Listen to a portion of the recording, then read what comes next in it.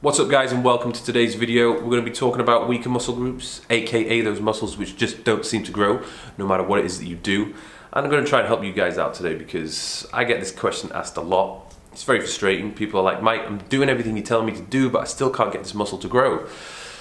And in my opinion, it's not down to genetics. A lot of people tend to kind of think, yeah, it's genetics, it's just always meant to be, so there's not really much I can do. I don't like that mindset. I believe that's the easy, lazy way out. I do believe you can fix this. And most of the time, the reason that that muscle is lagging is either down to two things. One, poor execution, or just poor programming, i.e. that muscle isn't really getting enough volume, okay? So I'm going to tell you a couple of strategies which you can do to help fix this once and for all. The first thing which you guys need to do is just assess and determine which are the weaker muscle groups. It's probably going to be quite obvious. If you look at yourself in the mirror, you'll be like, where the hell is my chest? Or why do I have no back? Okay, it will be quite apparent, or you may even notice that you're just particularly weak in that certain area. And what you need to do is devise a plan, okay?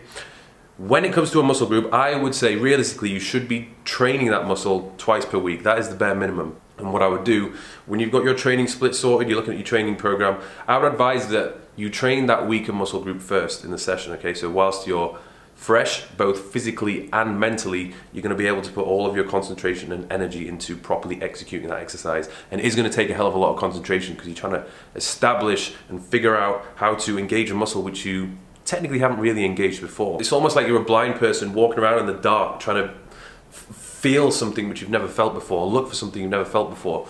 You will only feel it, okay, if you actually go and try and figure it out and find it out for yourself. And an approach which I would suggest you guys take is to have one session where you're training it as usual, where you're trying to push a reasonably heavy weights.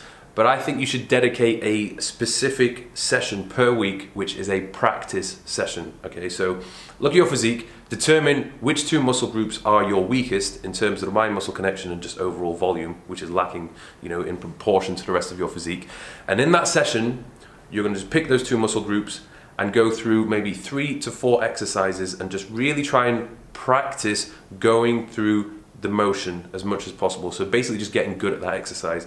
And you'll notice that when you're in this session, you're not going to be pushing to failure.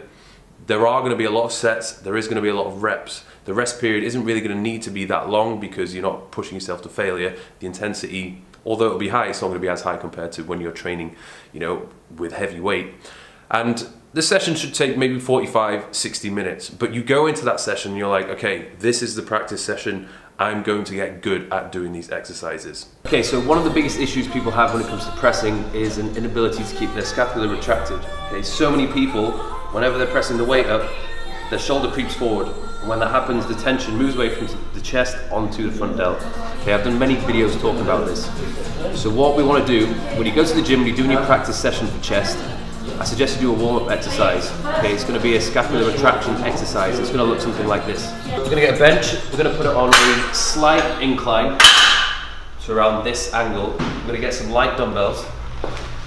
I mean, they should be light, okay, because if you're the type of person that struggles with keeping your scapula retracted, you're going to find it difficult to do so with the heavy dumbbells. And the exercise that I want you to do, grab both of them like this. Let your shoulders completely drop down so you're fully relaxed, and you're going to retract your scapula whilst keeping your arms completely straight, so no bending at the elbow, okay? So pull all the way back, pinch at the top, and then fully relax again, okay? Pull all the way back, squeeze, and relax again. And realistically what we want to be able to do when we're pressing is to maintain this retracted position. Okay, and a lot of people who struggle to do that, struggle to do so because their back just isn't strong enough. So you probably do this 10, 12 reps, 3 to 4 rounds before you do any pressing movement. But whenever you're doing these practice exercises, I recommend you pick a weight which I guess for you guys would probably be half of what your usual working weight would be, okay? So it's going to be outrageously light, it's going to feel weird, and you're not going to be coming anywhere near close to failure. And what I want you to do is to maybe just practice doing a working set with a lighter weight, 5, 6, 7, maybe even 8 sets, okay? And you've seen me do many tutorial videos on dumbbell bench press before, okay? The one which I'm just going to put up on the screen now, I suggest you watch if you want to see a full in-depth tutorial on how to perform this exercise. Realistically, you need to sit there and review that set, okay? Was it a good set? Where did you feel it? Because far too many people are just like, oh, yeah, that was okay, I guess. That was my 10 reps. And they don't really think about it. They don't think deep down as to, okay, were you really hitting your pecs? You know, or were you feeling it more in your shoulders? Were you able to get a squeeze at the top of the movement? Or were you unable to? These are all the things you need to ask yourself. So I'm going to address some of you individuals out there. Okay, I'm sure this applies to quite a lot of people. You have a weaker muscle group, okay? Let's say, for example, it's chest. You're hitting your chest twice per week. You're giving it sufficient volume. Let's say, for example, at least 3 exercises per session. And you've been doing this consistently, assuming you've been eating right, sleeping right, and so on. And let's say, for example, in a 6-month period, there has been no change, okay? Both visually, taking the measurements and everything, you've not seen any change. You are doing something wrong, okay? It is plain and simple. That is the brutal truth. You are doing something wrong. It's not down to the programming, okay? It's not like there's a magical exercise which you're not doing, which has been missed out from the program. No, it's down to how you are executing the exercise. It's as simple as that. So something needs to change. So in terms of issues I've had in the past with weaker muscle groups, I would say within the first 3 years of training, my back was really lagging. It was a weak point, and that was mostly down to the fact I didn't understand how to engage it. Okay, one of the things that kept occurring, let's say for example if I was doing a bent over row, was I would be doing something like this. Right, it doesn't matter if I was supinated or pronated, the same thing would happen again and again. I didn't understand the concept of pulling my shoulders back. I was pretty much just doing this. It was like some kind of reverse bicep curl. And at the end of every set, I was just like, I didn't feel that anywhere on my back whatsoever. I had like an outrageous bicep pump. And the same thing kept happening again and again and again for years. And I looked how my physique had developed. Everything was developing apart from my lat region here.